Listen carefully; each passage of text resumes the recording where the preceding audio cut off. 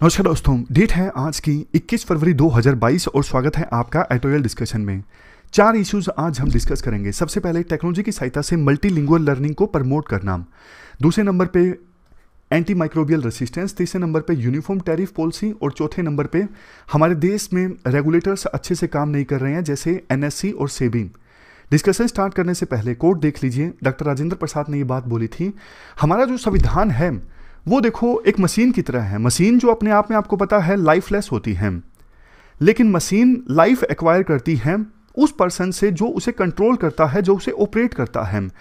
अगर हमारे देश में वो लोग जो इलेक्ट होते हैं वो कैपेबल हैं, man of strong character integrity हैं, तो वो डिफेक्टिव कॉन्स्टिट्यूशन से भी बेस्ट निकाल सकते हैं। लेकिन अगर कॉन्स्टिट्यूशन परफेक्ट है लेकिन जो चुने हुए लोग हैं उनमें कमी है, उनका कैरेक्टर स्ट्रॉन्ग नहीं है, तो कितना भी अच्छा कॉन्स्टिट्यूशन हो, कितना भी परफेक्ट कॉन्स्टिट्यूशन हो, वो देश की मदद नहीं कर सकता। तो ये बात डॉक्टर राजेंद्र प्रसाद ने बोली थी। जब आपको संविधान के बारे में लिखना हो तो ये बात आप लिख सकते हो।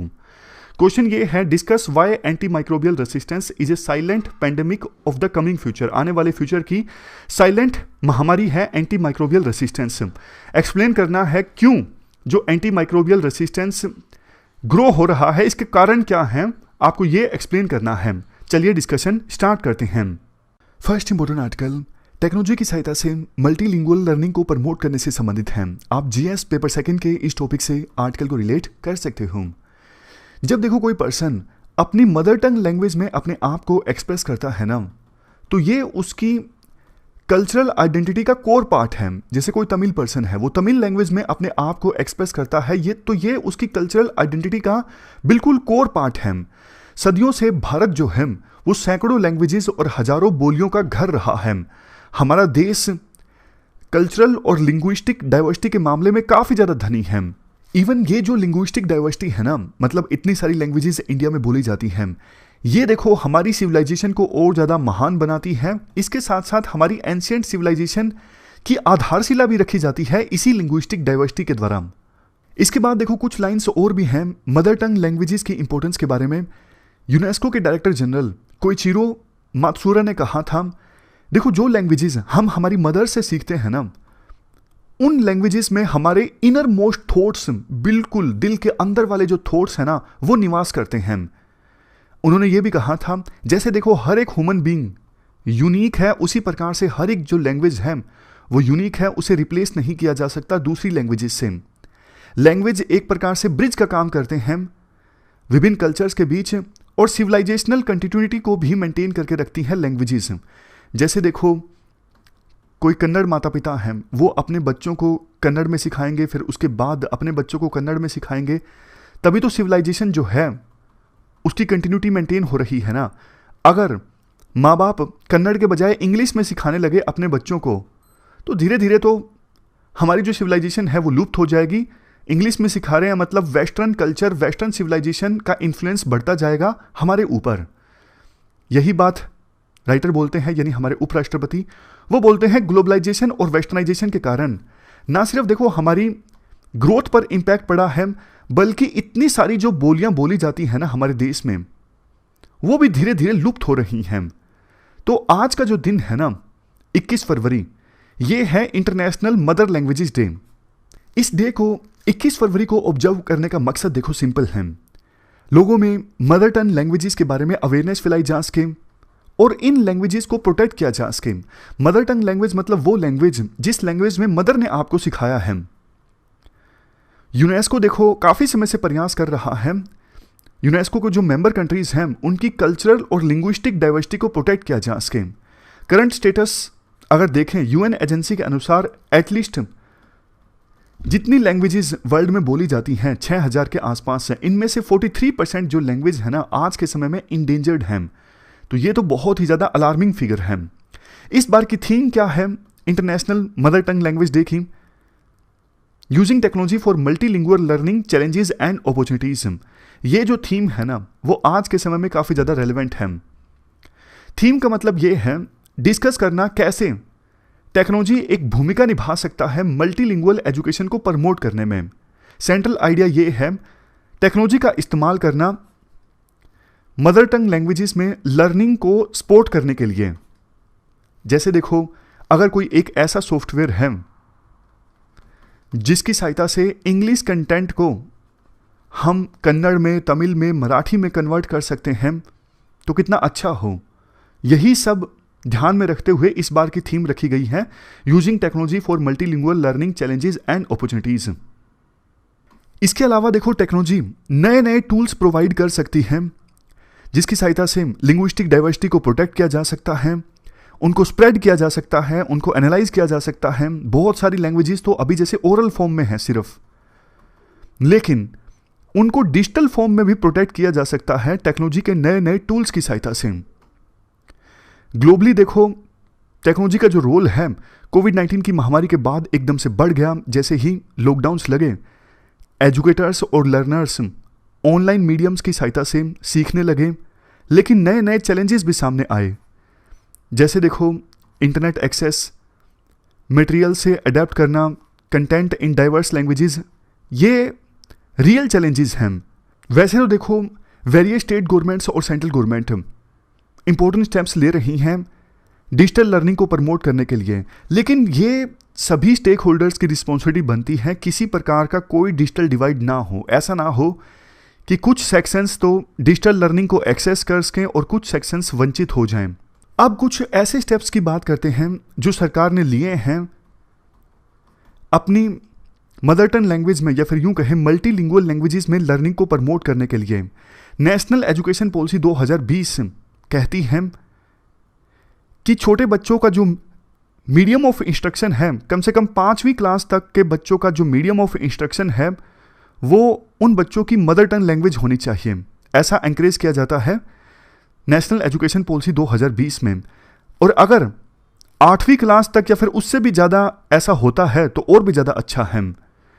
अगर देखो, मदर टंग लैंग्वेजेस का इस्तेमाल किया जाता है ना टीचिंग में, तो आउटकम ज़्यादा आती है, बच्चे ज़्यादा अच्छे से सीखते हैं, क्योंकि बच्चों की जो सोचने और समझने की शक्ति है ना, वो ज़्यादा विकसित होती है मदर टंग लैंग्वेज में। आज के समय में आप साइंस के सब्जेक्ट्स उठा के देखिए, साइंस के सब्जेक्ट्स में जो टर्मिनोलॉजी है ना, वो मेनली इंग्लिश में है, थोड़ी बहुत हिंदी में आई है, लेकिन इंडियन जो लैंग्वेजेस हैं इतनी सारी, तमिल, तेलुगु, कन्नड़, मलयालम, उनमें मतलब ये भी चलो देखो हमारी बहुत ही एंशिएंट और महान लैंग्वेजेस हैं, लेकिन छोटी छोटी लैंग्वेजेस और काफ़ी सारी हैं, उनमें साइंटिफिक और टेक्निकल टर्मिनोलॉजी के जो वर्ड्स हैं वो मिलते नहीं हैं। सर CV रमन जो महान साइंटिस्ट हैं, इन्होंने कहा था कि हमें बच्चों को साइंस सिखानी चाहिए अपनी मदर टंग लैंग्वेज में, इससे उन्हें कंसेप्ट्स की बहुत ही ज़्यादा क्लैरिटी आएगी और उनका विजन जो है वो और ज़्यादा क्लियर होगा, अदरवाइज फॉर्मेलिटी करने वाली बात हो जाएगी, ऐसा उन्होंने कहा था। अगर हम साइंस मदर टंग लैंग्वेजेस में नहीं पढ़ाते हैं तो फिर सभी लोग साइंस सीखने में पार्टिसिपेट नहीं कर सकेंगे। तो सर CV रमन का जो ऑब्जर्वेशन था ना, वो बिल्कुल सही था। आज के समय में आप देखिए, हमारे देश में बहुत सारे पेरेंट्स ऐसे हैं जिनको लगता है कि इंग्लिश मीडियम में बच्चों को पढ़ाया जाए क्योंकि इंग्लिश मीडियम ज़्यादा अच्छा है।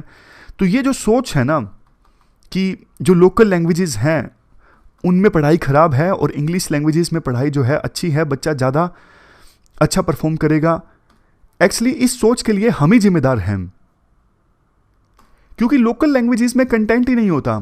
और आज के समय में जॉब हासिल करने के लिए कहीं भी आप चले जाओ, इंग्लिश की तो आवश्यकता है, बहुत ज़्यादा आवश्यकता है, आप इग्नोर नहीं कर सकते।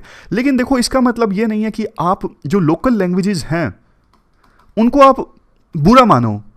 बहुत बार आपने देखा होगा, जैसे स्कूल में बच्चा अगर ओडिया में बोलता है तो स्कूल फाइन लगा देता है कि नहीं, ओडिया में नहीं बोलना, इंग्लिश में बोलना है। क्यों भाई? लोकल लैंग्वेज भी अच्छी है, वो भी बच्चों को आनी चाहिए, वो कल्चर का पार्ट है।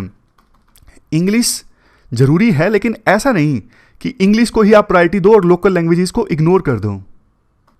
इससे तो हमारी आइडेंटिटी, हमारी सेल्फ एस्टीम को चोट पहुंचती है। तेलुगु बच्चा अगर तेलुगु को इग्नोर करके पूरा ध्यान इंग्लिश पर देगा तो जैसा मैंने पहले आपको एग्जांपल दिया, धीरे धीरे उसकी जो जड़ें हैं, आने वाली जनरेशन्स की भी जड़ें हैं, तेलुगु में कमज़ोर होने लगेंगी। आप देखो, एग्जांपल लीजिए बहुत सारे देशों का, जैसे जापान का, चाइना का, कोरिया का, इन देशों में लोकल लैंग्वेजेस में सिखाया जाता है। कहाँ इंग्लिश पर फोकस किया जाता है इन देशों में। तो ये काफ़ी आगे निकले हुए हैं। साउथ कोरिया और जापान तो देखो टेक्नोलॉजी के मामले में कितना आगे हैं। क्यों? क्योंकि कंटेंट जो है वो लोकल लैंग्वेजेस में अवेलेबल है। हमारे देश में एक सर्वे किया गया था AICTE के द्वारा, all India council for technical education. 83,000 students को उस सर्वे में शामिल किया गया था, जिसमें से 44% स्टूडेंट्स ने कहा कि हमें मदर टंग लैंग्वेज में अपनी इंजीनियरिंग स्टडी करनी है। तो सोच के देखिए, टेक्निकल एजुकेशन में लर्निंग हो सके मदर टंग लैंग्वेज में तो कितना अच्छा है, कितना ज़्यादा अच्छे से बच्चे अपने कंसेप्ट्स डेवलप कर सकेंगे। इसके लिए देखो AICTE और IIT मद्रास कोलैबोरेट भी कर रहे हैं कि कुछ जो सेंट्रल गवर्नमेंट के स्वयं प्लेटफॉर्म पर कोर्सेज है ना, उनको अलग अलग रीजनल लैंग्वेजेस में ट्रांसलेट किया जा सके, जैसे तमिल, हिंदी, तेलुगु, कन्नड़, बंगाली, मराठी, मलयालम, गुजराती। ये काफ़ी अच्छी शुरुआत है। At the same time AICTE ने यह भी डिसीजन लिया कि BTech प्रोग्राम जो है ये अब लॉन्च किया जा सकता है 11 नेटिव लैंग्वेजेस में। नेशनल एजुकेशन पॉलिसी के हिसाब से AICTE ने ये अप्रूवल दिया है। तो ये एक काफ़ी ज़्यादा ऐतिहासिक मूव है। अब बच्चे इंजीनियरिंग कर सकेंगे इन 11 नेटिव लैंग्वेजेस में भी। लास्ट में कंक्लूजन में ये बोला जाता है, लैंग्वेज सेंसस जो कंडक्ट किया गया था 2018 में, इसके अनुसार देखो इंडिया 19,500 लैंग्वेजेस और डायलेक्ट्स का घर है। एक बात पूछूं आपसे, लैंग्वेज और डायलेक्ट के बीच में क्या डिफरेंस है? भाषा और बोली के बीच में देखो डिफरेंसेस तो 2-3 मैं आपको बताता हूं, लेकिन इन पर कुछ एक्सपर्ट्स क्वेश्चंस भी रेज कर देते हैं। जैसे एक डिफरेंस ये है, भाषा को तो लिखा भी जाता है, जैसे हिंदी को देवनागरी स्क्रिप्ट में लिखा जाता है, लेकिन दूसरी तरफ डायलेक्ट जो है हरियाणवी की अपनी कोई अलग से स्क्रिप्ट नहीं है। हरियाणवी को अगर आप लिखना हो तो देवनागरी स्क्रिप्ट में ही लिखना पड़ेगा, अलग से कोई स्क्रिप्ट नहीं है हरियाणवी की। तो ये एक बोली हुई। दूसरा डिफरेंस कई बार ये बता दिया जाता है कि देखो language is group of dialects, मतलब काफ़ी सारी जो डायलेक्ट्स हैं वो मिलकर लैंग्वेज बनाती हैं। जैसे हिंदी है, हिंदी की ये सारी डायलेक्ट्स हैं, हरियाणवी, गढ़वाली, मारवाड़ी, मालवी, भीली, ये सब हिंदी की डायलेक्ट्स हैं, यानी बोलियां हैं। इनकी अलग से कोई स्क्रिप्ट नहीं है। इनको लिखना हो तो आपको देवनागरी स्क्रिप्ट में ही लिखना पड़ेगा। तो ये 2 डिफरेंसेस की हमने बात की लैंग्वेज और डायलेक्ट के बीच में, लेकिन कुछ एक्सपर्ट्स आपको ऐसे भी मिलेंगे जो इन डिफरेंसेस पर क्वेश्चंस रेज कर देंगे और बोलेंगे ये जो डिफरेंसेस हैं वो रेलेवेंट नहीं है, सही नहीं है।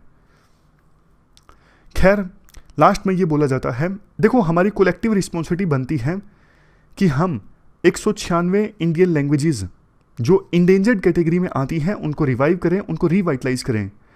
हमें ये नहीं भूलना चाहिए हर एक जो सिंगल लैंग्वेज है वो अपने आप में बहुत ही ज़्यादा डाइवर्स कल्चर को सहेज के रखी हुई है। उसमें उस लैंग्वेज को बोलने वाले लोगों की विजडम समाहित है। तो हम किसी लैंग्वेज को अगर सहेज के रखते हैं ना, तो हम उस लैंग्वेज को बोलने वाले लोगों की values, traditions, story, behaviour, norms, proverb, saying, idioms, ये सब भी सहेज के रखते हैं, ये सब भी प्रिजर्व करके रखते हैं। तो ये पूरा आर्टिकल हमने डिस्कस किया। चलते हैं आगे। अगला आर्टिकल देखो एनर्जी कॉस्ट से संबंधित है। GS पेपर 3 के इस टॉपिक से आप आर्टिकल को रिलेट कर सकते हो। देखो हमारे देश में आज के समय में 135 करोड़ लोग रहते हैं। हमारे देश की जो इकोनॉमी है वर्ल्ड में 6th लार्जेस्ट इकोनॉमी है। ये क्या टकटक होने लग गया? 6th लार्जेस्ट इकोनॉमी है हमारे देश में। देखो ना सिर्फ सभी लोगों को बल्कि सभी स्टेट्स को भी इक्वल अपॉर्चुनिटी मिलनी चाहिए ग्रो करने की। हमारे देश में अगर आप नज़र डालोगे तो जो लो इनकम स्टेट्स हैं ना, वो काफ़ी सारे फ्रंट पर पीछे रह जाते हैं। उन लो इनकम स्टेट्स को, जैसे यूपी को, बिहार को क्रेडिट नहीं मिलता, आसानी से लोन नहीं मिलता, वहाँ पर इंडस्ट्रीज़ को इन्वेस्टमेंट काफ़ी कम रहती है, पावर अवेलेबिलिटी कम रहती है, एनर्जी कॉस्ट भी इसलिए हाई रहती है। अब देखो जिस स्टेट में एनर्जी कॉस्ट हाई होगी, बिजली की जो कीमत है वो ज़्यादा होगी, वहाँ पर इंडस्ट्रीज़ क्यों लगेंगी? लेकिन जो हाई इनकम स्टेट्स हैं ना, जैसे महाराष्ट्र, तमिलनाडु, गुजरात, कर्नाटक, आंध्र प्रदेश, तेलंगाना, इनका देखो इंडस्ट्री और कॉमर्स के मामले में बड़ा शेयर है, लेकिन वो इसलिए क्योंकि काफ़ी सारे फ्रंट्स पर ये पिछड़े हुए नहीं हैं। इन हाई इनकम स्टेट्स में तो पावर जो है, इलेक्ट्रिसिटी जो है वो सस्ती है, इसलिए इन्वेस्टमेंट भी ज़्यादा आती है।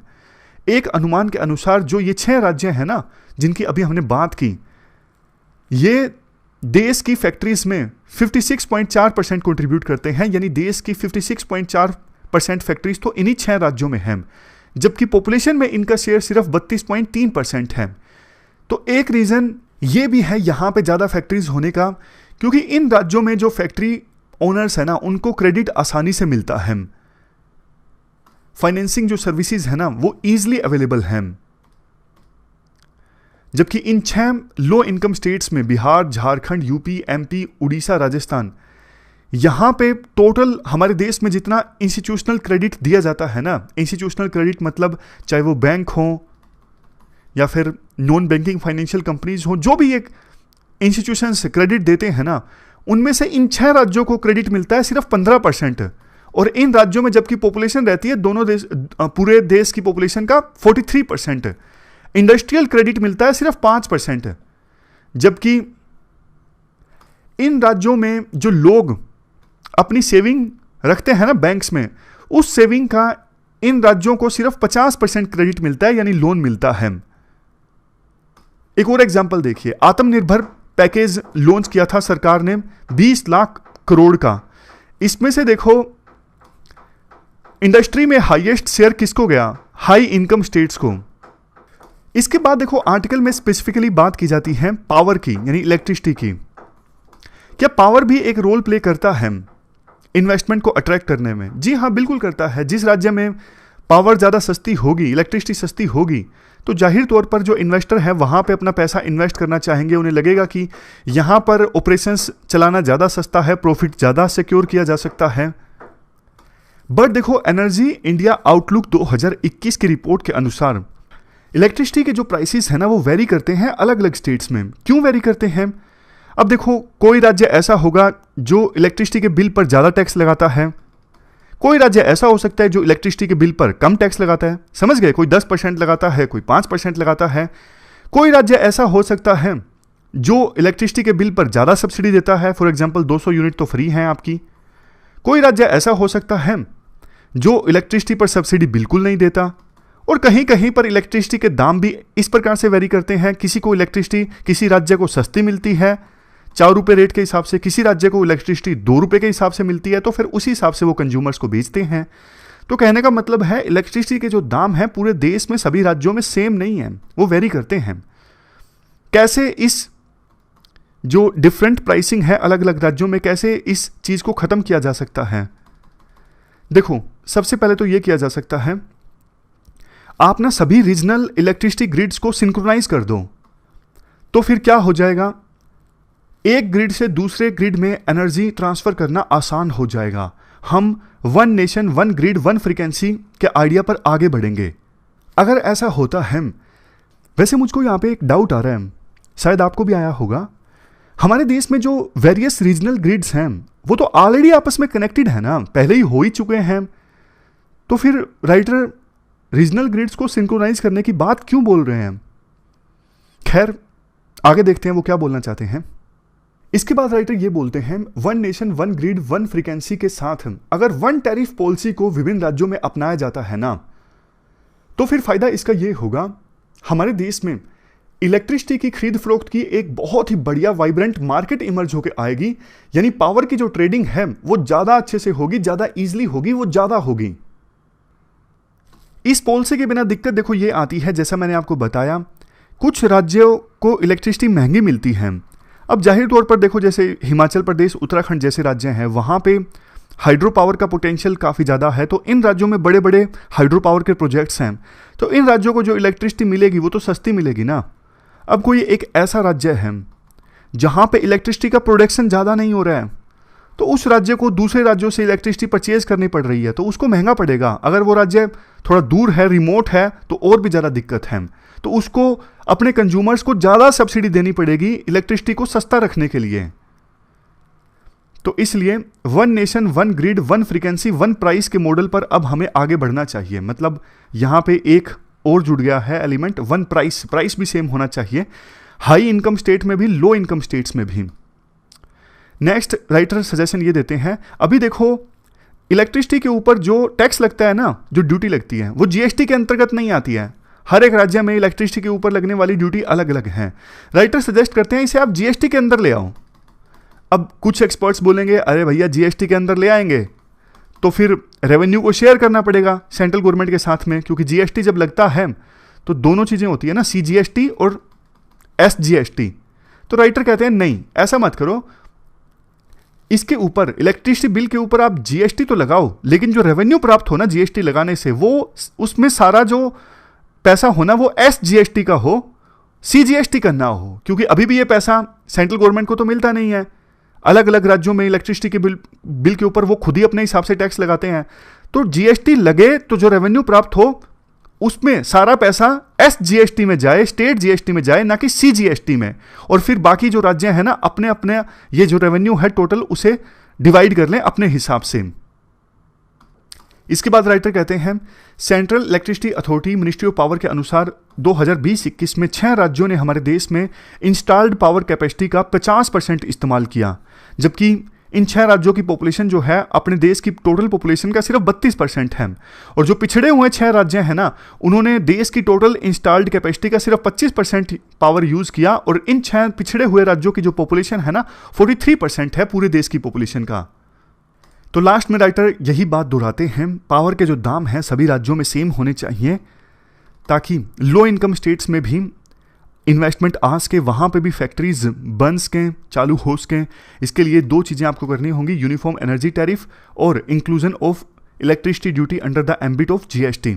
इसके बाद अगला आर्टिकल रेगुलेटर्स के रोल से संबंधित है। आप जीएस पेपर 3 के इस टॉपिक से और जीएस पेपर 2 के गवर्नेंस में भी रेगुलेटर वाला टॉपिक है ना, वहाँ से भी आप इस आर्टिकल को रिलेट कर सकते हो। ये आर्टिकल देखो काफ़ी ज़्यादा इंटरेस्टिंग भी है, फनी भी है, और सच बताऊं तो दुखद भी है, अनफॉर्चुनेट है बहुत ज़्यादा हमारे देश के लिए। ये है चित्रा रामाकृष्णा। ये एनएससी की चीफ थी। एनएससी मतलब नेशनल स्टॉक एक्सचेंज, जैसे बॉम्बे स्टॉक एक्सचेंज है उसी प्रकार से नेशनल स्टॉक एक्सचेंज है। और नेशनल स्टॉक एक्सचेंज में देखो डेली बेसिस पर करोड़ों ट्रांजेक्शन्स होती हैं, लाखों करोड़ों रुपए का ट्रेड होता है। तो इतना इंपॉर्टेंट एक्सचेंज है नेशनल स्टॉक एक्सचेंज। तो उसकी डायरेक्टर थी ये चित्रा रामाकृष्णन। अब देखो हुआ क्या, सेबी जो एक ऑर्गेनाइजेशन है ना, security and exchange board of India, SEBI जो है हमारे देश में जो कमोडिटी मार्केट है या फिर सिक्योरिटी मार्केट है उनको रेगुलेट करती हैं, यानी बीएससी एनएससी इन सब पर नज़र रखी जाती है सेबी के द्वारा। तो एनएससी में ना, नेशनल स्टॉक एक्सचेंज में ना एक अपॉइंटमेंट हुई आनंद सुब्रमण्यम की। किस पोस्ट पर? चीफ स्ट्रेटेजिक एडवाइजर की पोस्ट पर। इस पोस्ट पर आनंद सुब्रमण्यम की अपॉइंटमेंट हुई। कब हुई? जब एनएससी की चीफ थी चित्रा रामाकृष्णा। और ना सिर्फ देखो आनंद सुब्रमण्यम की अपॉइंटमेंट हुई, बल्कि इनको जल्दी जल्दी प्रमोशन दे दी गई। उसके अलावा इनकी सैलरी भी बहुत जल्दी जल्दी इंक्रीज हुई। इनका जो वर्किंग टाइम है वो भी कम होता गया, हफ्ते में 3 दिन सिर्फ ऑफिस आना है। तो सेबी को ये अटपटा लगा। सेबी ने एनएससी के बोर्ड को काम दिया कि आप देखिए जो ये आनंद सुब्रमण्यम की अपॉइंटमेंट हुई है, क्या अपॉइंटमेंट संबंधित जो नॉर्म्स हैं उनका वायलेशन हुआ है या फिर नहीं हुआ है। तो देखो फर्दर जांच होती गई, और जांच में पता है क्या पता लगा? जांच में सबसे पहले तो ये पता लगा कि इनकी अपॉइंटमेंट हुई क्यों। तो काफ़ी विचित्र बात सामने आई कि चित्रा रामाकृष्णा जो एनएससी की चीफ थी ना, इन्होंने एक हिमालयन योगी के साथ इनकी बात होती थी, मतलब कोई अननोन पर्सन जो हिमालयाज में रहता है उनके साथ ईमेल पर इनका कम्युनिकेशन होता था। तो उस हिमालयन योगी ने रेकमेंड किया चित्रा रामाकृष्णा को कि आनंद सुब्रमण्यम को काम पर रख लो चीफ स्ट्रेटेजिक एडवाइजर के पोस्ट पर। सोच के देखो, इतने बड़े एक्सचेंज की जो चीफ हैं वो एक अननोन पर्सन जो अपने आप को हिमालयन योगी बताता है, जिनके साथ इनका कम्युनिकेशन होता है ईमेल के थ्रू, ऐसे पर्सन से जो जिससे कभी चित्रा रामाकृष्णन मिली नहीं है, ऐसे पर्सन की एडवाइस पर उन्होंने आनंद सुब्रमण्यम को काम पर रख दिया चीफ स्ट्रेटेजिक एडवाइजर की पोस्ट पर। और ना सिर्फ काम पर रख दिया, बल्कि वो जो अननोन पर्सन थे हिमालयन योगी जिसकी बात मानती थी चित्रा रामाकृष्णा, उन्होंने ये सब बातें बोली कि आनंद सुब्रमण्यम को हफ्ते में सिर्फ 3 दिन आने के लिए बोला जाए, उनको रेस्ट दिया जाए, उनकी सैलरी इंक्रीज कर दी जाए। सारी बातें हिमालयन योगी एडवाइज करते रहे चित्रा रामाकृष्णा को और ये मानती गई। लेकिन देखो, उससे भी ज़्यादा हैरानी वाली बात पता है क्या है? उससे भी ज़्यादा हैरानी वाली बात ये है, अब ये लगता है, मतलब ऑलमोस्ट पुष्टि हो चुकी है कि वो अननोन पर्सन जिसकी बात ये मानती गई थी चित्रा रामाकृष्णा, वो और कोई नहीं, वही पर्सन थे। मतलब कि सिंपल भाषा में, जो अननोन पर्सन यानी हिमालयन योगी इनको एडवाइस कर रहे थे ना, एनएससी की चीफ को, कि आनंद सुब्रमण्यम को काम पर रख लो, एक्चुअल में वो आनंद सुब्रमण्यम ही थे जो अननोन पर्सन बन के यानी हिमालयन योगी बन के कम्युनिकेट कर रहे थे एनएससी की चीफ के साथ, और उन्होंने रेकमेंड कर दिया अपने ही नाम को कि आनंद सुब्रमण्यम को काम पर रख लो, ये बढ़िया पर्सन है और एनएससी को चलाने में बढ़िया योगदान देगा। सोच के देखो, अननोन पर्सन बनके उन्होंने अपने ही नाम को रेकमेंड कर दिया, और अननोन पर्सन बनके यानी हिमालयन योगी बनके वो बाद में इस प्रकार से भी एडवाइस देते रहे कि आनंद सुब्रमण्यम के काम को आसान बना दो, उसको 1 हफ्ते में 3 दिन काम करने के लिए बोलो। ये सब कुछ हुआ है। तो इसीलिए मैं बोल रहा था, इंटरेस्टिंग भी है, फनी भी है, लेकिन बहुत ज़्यादा दुखद भी है कि जिस एक्सचेंज में इतनी ज़्यादा ट्रांजैक्शन होती है, इतने करोड़ों का ट्रेड होता है डेली बेसिस पे, और उसको इस प्रकार से चलाया जा रहा था। एथिक्स में देखो, आप एग्जाम्पल दे सकते हो कि कैसे सिविल सर्वेंट्स को ऑब्जेक्टिविटी के हिसाब से काम करना चाहिए, फैक्ट्स के बेसिस पर, रूल ऑफ लॉ के हिसाब से। लेकिन चित्रा रामाकृष्णा ने जो कुछ किया, हिमालयन योगी की वो एडवाइस को मानती गई, तो वो यहाँ पे तो ऑब्जेक्टिविटी वो सब कहीं भी नहीं है। तो वैसे देखो, इस केस में जांच तो इस बात की हो रही थी कायदे से कि आनंद सुब्रमण्यम को काम पे कैसे रखा गया, लेकिन जांच करते करते ये भी पता लगा कि एनएससी की तो पूरी वर्किंग थी वो भगवान भरोसे थी, या फिर यूं कहें अननोन पर्सन यानी हिमालयन योगी की एडवाइस पर निर्भर कर रही थी जब ये चित्रा रामाकृष्णा एनएससी को चला रही थी उस समय। लास्ट में बोला जाता है, जो सेबी है, जो सिक्योरिटी और कमोडिटी मार्केट को हमारे देश में रेगुलेट करता है, ये भी तो आंख पे आंख बंद करे बैठा रहा, इतना सालों तक इतना कुछ होता रहा। आनंद सुब्रमण्यम अपॉइंट हुए, उनकी सैलरीज बढ़ती गई, तो सेबी को समय रहते एक्ट करना चाहिए था ना। काफ़ी पुरानी बात है, ये 2016 की बात है, अब जाके 2022 में वो पता लग रहा है कि ऐसा ऐसा उस समय हो रहा था 6-7 साल पहले। हालांकि देखो, अभी तक ऐसा तो कोई कंक्लूजन नहीं निकला है कि जो कुछ ये पूरा एपिसोड हुआ इसकी वजह से इन्वेस्टर्स को नुकसान हुआ। इन्वेस्टर्स को अगर नुकसान होता ना, जो ट्रेडिंग करते हैं, फिर तो और भी ज़्यादा दुखद बात होती। लेकिन अभी तक ऐसी कोई एविडेंस तो सामने नहीं आया है कि इनकी फंक्शनिंग की वजह से इन्वेस्टर्स को कोई नुकसान पहुंचा हो। लेकिन अब ये सेबी की ड्यूटी बनती है कि रेगुलेटरी जो रेजीम है ना, टाइट करना, ऐसी घटनाएं ना सामने आएँ, और छोटे छोटे जो इन्वेस्टर्स हैं जो अपनी पूंजी लगाते हैं, ट्रेडिंग करते हैं एक्सचेंज में, उनका जो पैसा है ना, वो उनका नुकसान ना हो आपकी गलतियों की वजह से। तो ये पूरा आर्टिकल हमने डिस्कस किया। चलते हैं आगे। अगला जो आर्टिकल है वो एंटीबायोटिक रेसिस्टेंस से संबंधित है। आप जीएस पेपर 2 के इस टॉपिक से आर्टिकल को रिलेट कर सकते हैं।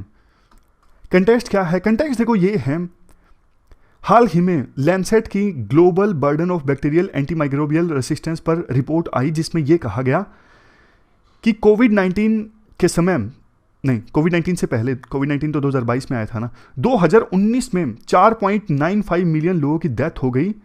ये डेथ्स कहीं ना कहीं देखो एंटीमाइक्रोबियल रेसिस्टेंस से एसोसिएटेड थी।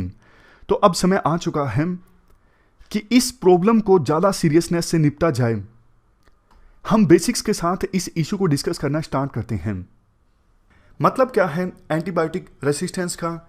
जब देखो हमारे शरीर में किसी प्रकार का इन्फेक्शन हो जाता है बैक्टीरिया की वजह से या फिर किसी दूसरे माइक्रो ऑर्गेनिज्म की वजह से, तो हम एंटीबायोटिक लेते हैं यानी मेडिसिन लेते हैं ताकि उन बैक्टीरियाज को और उन माइक्रो ऑर्गेनिजम्स को ख़त्म किया जा सके जिनकी वजह से इन्फेक्शन हुआ है। लेकिन अगर वो बैक्टीरियाज या फिर वो माइक्रो ऑर्गेनिजम्स जिनकी वजह से इन्फेक्शन हुआ है वो एक प्रकार का रेसिस्टेंस डेवलप कर लें, यानी कोई ऐसा मैकेनिज्म इवॉल्व कर लें जिससे उन पर एंटीबायोटिक्स का यानी मेडिसिन का असर होना ही बंद हो जाए, तो क्या होगा? इन्फेक्शन तो देखो चलता ही रहेगा, क्योंकि एंटीबायोटिक्स ने डिस्ट्रॉय किया ही नहीं उन बैक्टीरिया को, उन माइक्रो ऑर्गेनिजम्स को जिनकी वजह से इन्फेक्शन हुआ है। तो ऐसी सिचुएशन को कहा जाता है एंटीबायोटिक रेसिस्टेंस। होता क्यों है एंटीबायोटिक रेसिस्टेंस? मेनली 6 रीजंस की वजह से होता है।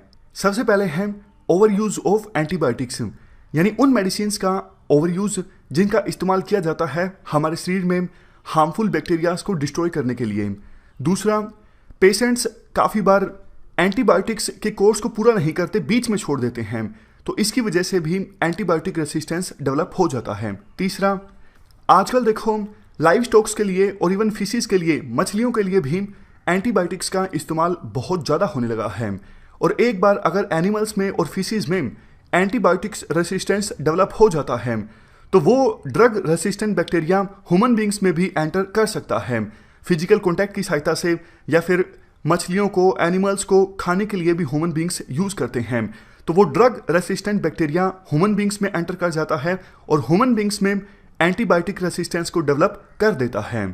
इसी से संबंधित एक काफ़ी ज़्यादा चौंकाने वाली इन्वेस्टिगेशन सामने आई। पशु पक्षियों के लिए मेडिसिन डेवलप करने वाली वर्ल्ड की सबसे बड़ी कंपनी है जोइटिस। ये कंपनी इंडियन फार्मर्स को, पोल्ट्री फार्मर्स की हम बात कर रहे हैं, यानी वो किसान जो मुर्गी पालन करते हैं, ऐसे किसानों को एंटीबायोटिक्स बेच रही थी ग्रोथ प्रमोटर के तौर पर, जिससे मुर्गियों की ग्रोथ जल्दी से हो। यूएसए ने देखो 2017 में इस कंपनी को सीधे तौर पे बोल दिया था कि आप एंटीबायोटिक्स को नहीं बेच सकते ग्रोथ प्रमोटर के तौर पर। यूएसए ने बैन लगा दिया था, लेकिन इंडिया में आपको पता है रेगुलेशन थोड़ा वीक है, तो ये कंपनी अभी भी धड़ल्ले से हमारे देश में पोल्ट्री फार्मर्स को बेच रही है एंटीबायोटिक्स ग्रोथ प्रमोटर के तौर पर। लेकिन सोचने वाली बात यह है, एंटीबायोटिक रेसिस्टेंस बाउंड्रीज देख के तो नहीं डेवलप होता। ये यूएसए की मुर्गी है या फिर इंडिया की मुर्गी है, एंटीबायोटिक्स तो डेवलप होगा ही ना। खैर, हम चौथे रीजन की बात करते हैं जिसकी वजह से एंटीबायोटिक रेसिस्टेंस डेवलप होता है। नई एंटीबायोटिक्स को हम डेवलप नहीं कर पा रहे हैं। पांचवा रीजन, हाइजीन, पुअर सैनिटेशन, इसकी वजह से भी एंटीबायोटिक रेसिस्टेंस डेवलप हो जाता है। और सबसे लास्ट में छठा reason, poor infection control in hospitals and clinics. Infection को कंट्रोल करने के लिए अच्छा मैकेनिज्म फॉलो नहीं किया जाता हॉस्पिटल्स में और क्लिनिक्स में, जिसकी वजह से भी एंटीबायोटिक रेसिस्टेंस डेवलप हो जाता है। और काफ़ी बार ऐसा भी देखने को मिलता है, इसे आप सातवां रीजन भी वैसे कह सकते हो, जो हॉस्पिटल का वेस्ट होता है, मेडिकल वेस्ट, वो खुले में छोड़ दिया जाता है।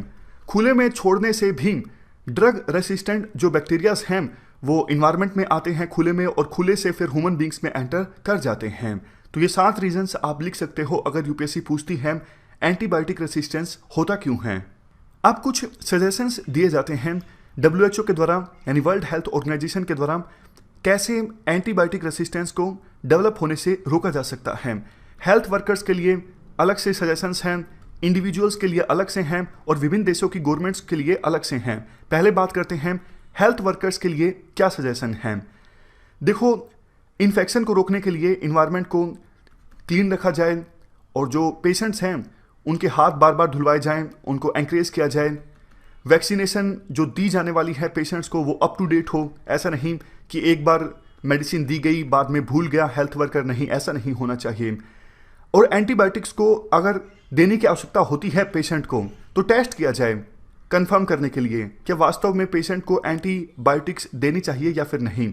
अगर ज़रूरत हो तभी दी जाए, अन्यथा नहीं। और बिल्कुल राइट डोज में दी जाए, ना ज़्यादा दी जाए और ना कम दी जाए, और बिल्कुल राइट ड्यूरेशन के लिए एंटीबायोटिक्स दी जाएं पेशेंट्स को। उसके बाद इंडिविजुअल्स के लिए क्या सजेशंस हैं। देखो, सिर्फ डॉक्टर्स जब प्रिस्क्राइब करते हैं तभी एंटीबायोटिक्स को कंज्यूम किया जाए। ऐसा नहीं कि आप मेडिकल की दुकान पर जाओ और एंटीबायोटिक्स खरीद के लेना स्टार्ट कर दो, ऐसा नहीं होना चाहिए। और जब एंटीबायोटिक्स लेना स्टार्ट करो तो उस कोर्स को कंप्लीट करो जो डॉक्टर ने बताया है। कभी भी पुराने छूटे हुए एंटीबायोटिक्स को कंज्यूम मत करो, एंटीबायोटिक्स को किसी दूसरे पर्सन के साथ शेयर मत करो, और इन्फेक्शंस को होने से बचाओ, जैसे रेगुलरली हाथ धोना, ये नॉर्मल सी बातें हैं। विभिन्न देशों की गवर्नमेंट्स के लिए क्या सजेशंस हैं WHO के। नेशनल एक्शन प्लान होना चाहिए, एक सर्विलियंस सिस्टम होना चाहिए, इन्फेक्शन प्रिवेंशन मैकेनिज्म दुरुस्त होना चाहिए, एंटीबायोटिक्स के इस्तेमाल को रेगुलेट करना और क्वालिटी को भी रेगुलेट करना, सबसे लास्ट में अवेयरनेस फैलाना। तो ये सजेशंस दिए जाते हैं WHO के द्वारा। अब हम बात करते हैं कुछ ऐसे स्टेप्स जो सरकार की तरफ से लिए गए हैं एंटीबायोटिक्स रेसिस्टेंस को प्रिवेंट करने के लिए, और उन स्टेप्स की इफेक्टिवनेस क्या है। सबसे पहला स्टेप सरकार की तरफ से ये लिया गया, सरकार ने इंपॉर्टेंट एंटीबायोटिक्स को डाला ड्रग एंड कॉस्मेटिक रूल्स 1945 के शेड्यूल H1 के अंदर। देखो शेड्यूल H1 मेडिसिन वो मेडिसिन होती है जो केमिस्ट आपको बिना प्रिस्क्रिप्शन के नहीं बेच सकते। तो सरकार ने सबसे पहले ये किया, लेकिन आर्टिकल में कहा जाता है सरकार का ये स्टेप ज़्यादा इफेक्टिव साबित नहीं हुआ, क्योंकि बहुत सी फार्मेसीज ऐसी हैं जो अभी भी शेड्यूल H1 ड्रग्स को बिना प्रिस्क्रिप्शन के बेच देती हैं कस्टमर्स को। और हमारे देश की जो एजेंसीज हैं वो इस बारे में रेगुलेशन अच्छे से नहीं कर पा रही हैं।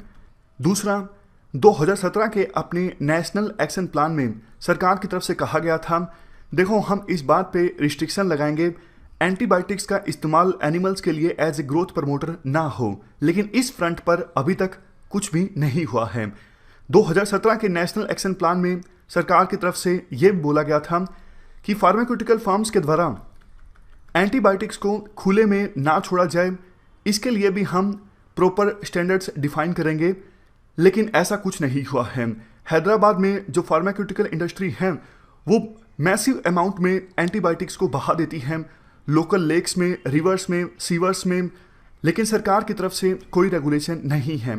इवन सीवेज में भी एंटीबायोटिक्स की प्रेजेंस को मॉनिटर नहीं किया जाता है गवर्नमेंट के द्वारा।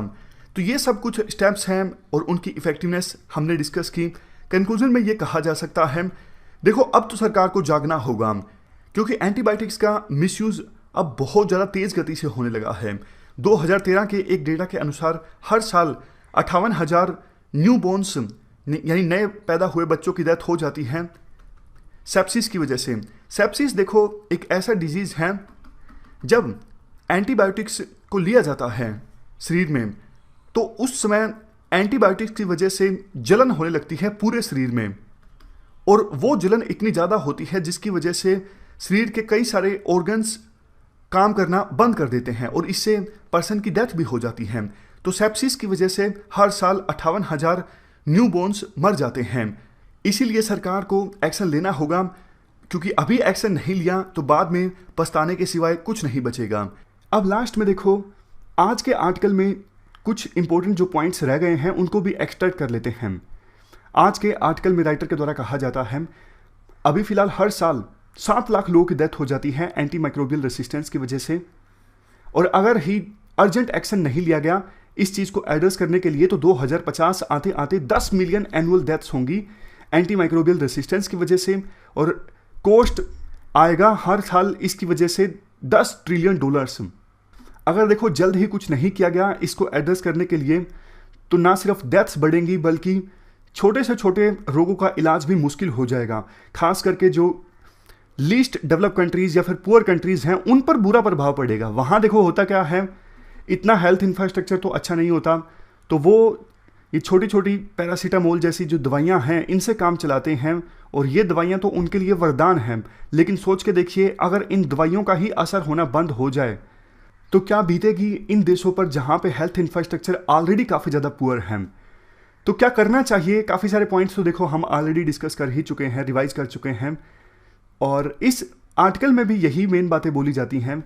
आर्टिकल में बोला जाता है, देखो सबसे पहले तो ये भी इंश्योर करो कि जिन लोगों के पास आज के समय में इन एंटीबायोटिक ड्रग्स की एक्सेस नहीं है, कम से कम वो तो एक्सेस करें। दूसरा, देखो नई रिसर्च जरूर होनी चाहिए। दिक्कत ये है कि नई रिसर्च नहीं हो रही है इन ड्रग्स के क्षेत्र में। जैसे बड़ी जो कंपनीज हैं उन्होंने तो रिसर्च करना ही छोड़ दिया है, तो बड़ी कंपनीज को एक इंसेंटिव देना जरूरी है। कल हमने पेटेंट वाला आर्टिकल डिस्कस किया था, तो बड़ी कंपनीज के लिए एक प्राइज अनाउंस किया जा सकता है ताकि बड़ी बड़ी कंपनीज भी इन ड्रग्स में रिसर्च अपनी करना जारी रखें। दूसरा, लोगों को जागरूक करने की आवश्यकता है कि वो अंधाधुंध इन ड्रग्स को कंज्यूम ना करें। अगर अंधाधुंध इन ड्रग्स को कंज्यूम किया जाता है तो एक समय आएगा कि असर होना ही बंद हो जाएगा इन ड्रग्स का। तो जनता का जो एजुकेशनल प्रोग्राम है उसकी अहमियत पे फोकस करते हैं राइटर लास्ट में।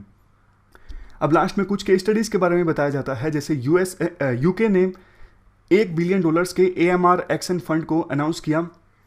उसी प्रकार से पेरू ने भी एफर्ट्स लगाने स्टार्ट किए हैं ताकि पेशेंट्स को जागरूक किया जा सके कि कब एंटीबायोटिक्स का इस्तेमाल करना है। तो अलग अलग देशों के प्रोग्राम हैं, अलग अलग देश जो हैं वो एक्शन ले रहे हैं एंटीबायोटिक रेसिस्टेंस को एड्रेस करने के लिए। बट देखो विभिन्न देशों के बीच में कोऑपरेशन जरूरी है, बेस्ट प्रैक्टिसेस को शेयर करना जरूरी है, क्योंकि ये जो समस्या है ना, ये भी धीरे धीरे ग्लोबल समस्या बनती जा रही है, क्योंकि एंटी माइक्रोबियल रेसिस्टेंस किसी एक देश में नहीं देखने को मिल रहा है, सभी देशों में देखने को मिल रहा है। तो सभी देश आपस में कोऑपरेट अगर करते हैं इस समस्या को एड्रेस करने के लिए तो बहुत ज़्यादा अच्छा होगा। तो ये पूरा आर्टिकल हमने डिस्कस किया एंटी माइक्रोबियल रेसिस्टेंस से संबंधित। चलते हैं आगे, क्वेश्चन देख लीजिए। ये क्वेश्चन यूपीएससी के द्वारा पूछा गया था 2014 में। Can over use and free availability of antibiotics without doctor prescription. देखो, डॉक्टर की प्रिस्क्रिप्शन के बिना एंटीबायोटिक्स का ओवर यूज और फ्री अवेलेबिलिटी क्या कंट्रीब्यूट करता है ड्रग रेसिस्टेंट डिजीज के इमर्ज होने में। अवेलेबल मैकेनिज्म्स क्या हैं मॉनिटरिंग के लिए और कंट्रोल के लिए।